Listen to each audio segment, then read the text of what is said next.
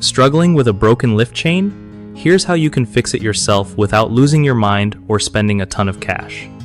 Okay, so first off, if your lift chain snaps or looks all messed up, don't freak out. Grab a ladder and make sure the power to your garage door opener is off. That's super important for safety.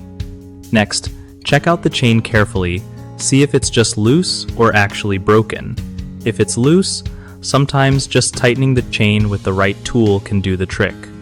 But if it's broken, you gotta replace the whole thing, which isn't too bad once you get the hang of it. When you buy a new chain, make sure it's exactly the same size and type your garage door uses. To swap it out, remove the old chain from the sprocket and carefully thread the new one around. Don't forget to adjust the tension so it's not too tight or too slack. Think of it like tuning a guitar string. After everything's back in place, test the door manually before turning on the power to make sure it moves smoothly.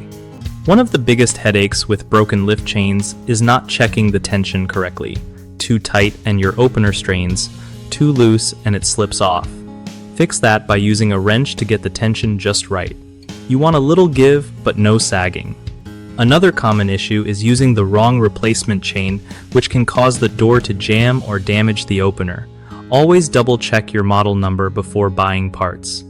Lastly, forgetting to disconnect power before working on the chain can lead to serious injury or damage. Always unplug the opener first and be safe.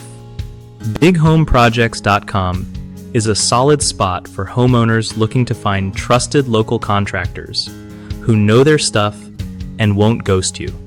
Plus, if you're a contractor, it's an easy way to score new gigs and grow your business without all the hassle.